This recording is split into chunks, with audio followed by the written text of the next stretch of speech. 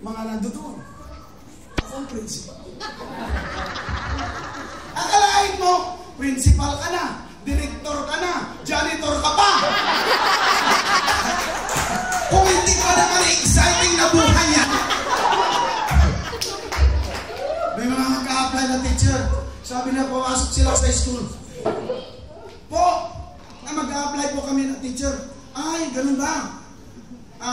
Saan ba dito ang office? Sino bang kakausapin na? Nakashort ako, nakatsinilas. Mamaya-maya, tika-tika mo na. Punta ako doon sa CR. Mag-short ako. Sabi, hindi ba ikaw yun? Hindi ba ikaw yung nagwawalis? Talaga namang kung hindi ka pa naman may excite sa ginagawa mo. If nobody promotes you, promote yourself. Amen. Ibinigay na ni Lord John eh. Binigay na ni Lord John. Sabi niya, God blessed them and told them, multiply, be fruitful, and fill the earth, and subdue, increase, be master over fish of the bird and animals. I have given you the seed-bearing plants throughout the earth, and all throughout the earth, and all the fruit trees for you, for your food.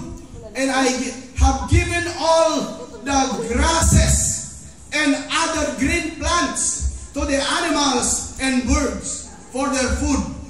And so it was. Jeremiah chapter 29 verse 11. Ang sabi rito, for I know the plans I have for you, says the Lord. They are plans for good and not for disaster, to give you a future and a hope. Deuteronomy 28 verse 1 to 5. Sabi ni Lord, if you fully obey the Lord your God by keeping all the commands I am giving you today, the Lord your God will exalt you above all the nations of the world. Naniniwala ba kayo na in-exalt kayo ni Lord? Amen! Naniniwala ba kayo na itong salita na ito nangyari sa inyo? Nung pumunta kami dito, nandun ako sa bintana sa aeroplano. Aba, nakikita ko, may mga bansa kami nata. May mga dagat. May mga lupain. Kaya naalaala ko ito, wow, the Lord exalt me above the nations. Pagsakay mo pa lang sa aeroplano, natupad na yung salita ng Diyos sa iyo. Nasa ibabaw ka ng mga bansa. Minsan hindi natin nakikita yun eh. Pero doon ka sa ibabaw, nandoon ka. Sabi niya, the Lord will exalt you above the nations of the earth. Pagka sumakay ka sa aeroplano nandyan, makikita mo mga bansa, nasa baba mo, nandun ka sa itaas ng mga bansa. Wow! Sa biro kalukuha naman pinag-iisip mo eh. Totoo yun eh. You can appreciate what the Lord has done, even the small things. If your heart is in tune with Him. Sabi ni Lord, tingnan mo, nasa ibabaw ka na ng bansa. Nasa ibabaw ka na ng Pilipinas. Nasa ibabaw ka ng Macau. Nasa ibabaw ka ng Hong Kong. Nasa ibabaw ka ng New Jerusalem sa Davao. Nakita mo? Kasi sabi nga dito, you will experience all these blessings if you obey the Lord your God. You will be blessed in your towns and in your country. Pagpapalain ka doon sa barangay nyo. Pati yung barangay nyo, nang dahil sa iyo, pagpapalain ng Diyos. Amen. Your towns will be blessed. Amen. Your country will be blessed. You will be blessed with many children and productive field. Kita mo, dadami anak mo. Oh.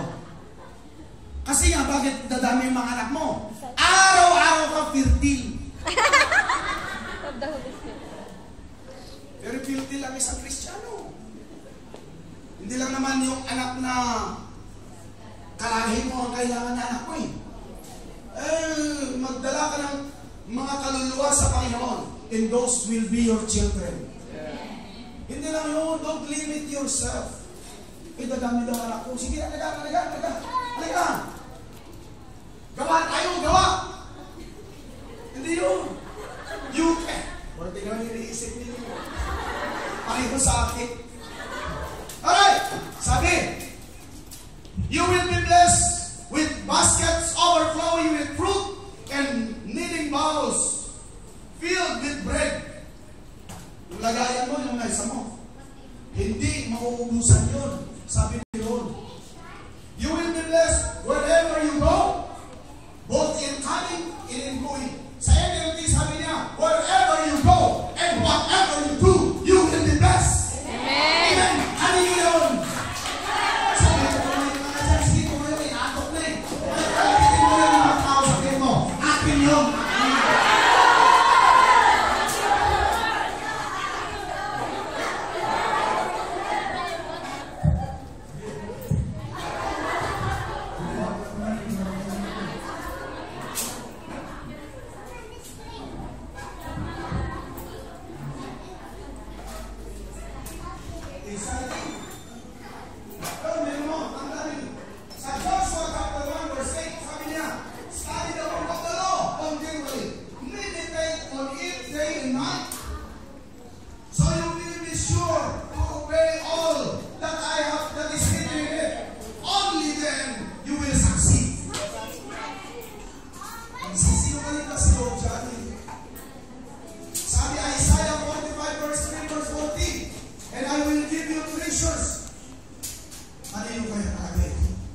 Meron ka naman si Lord dito. Sabi ni Lord, I will